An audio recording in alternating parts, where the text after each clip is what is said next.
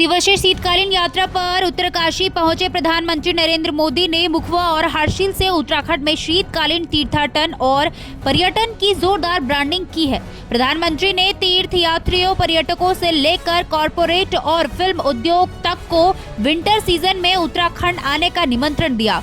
वहीं प्रधानमंत्री ने उत्तराखंड के विंटर टूरिज्म की ब्रांडिंग घाम तापो टूरिज्म के तौर पर की है।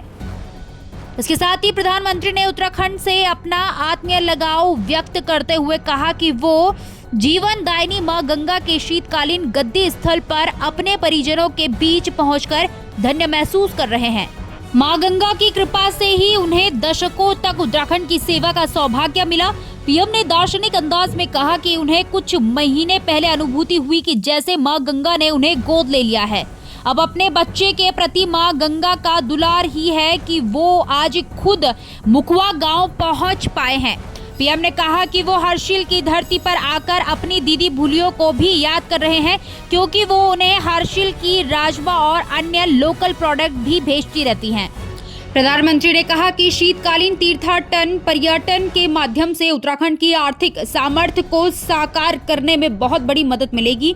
उन्होंने इस अभिनव पहल के लिए उत्तराखंड के सीएम पुष्कर सिंह धामी को बधाई देते हुए कहा कि उत्तराखंड के लिए अपने टूरिज्म सेक्टर को बहुआयामी या बारहमासी बनाना बहुत जरूरी है।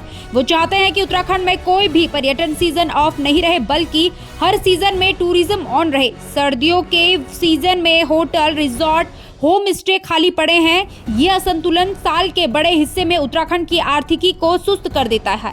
वहीं प्रधानमंत्री ने देश भर के लोगों को, खासकर युवाओं से सर्दियों में उत्तराखंड आने का आह्वान करते हुए कहा कि सर्दियों में जब देश के बड़े हिस्से में कोहरा होता है तो पहाड़ों में आप धूप का आनंद ले सकते हैं। प्रधानमंत्री ने हर्षिल में विंटर टूरिज्म पर लगाई गई प्रदर्शनी का उल्लेख करते हुए कहा कि उनका मन कर रहा था कि वो 50 साल पुराने दिनों में लौटकर इन सभी जगहों पर कुछ दिन बिता सकूं। देश के पूरब, पश्चिम, उत्तर, दक्षिण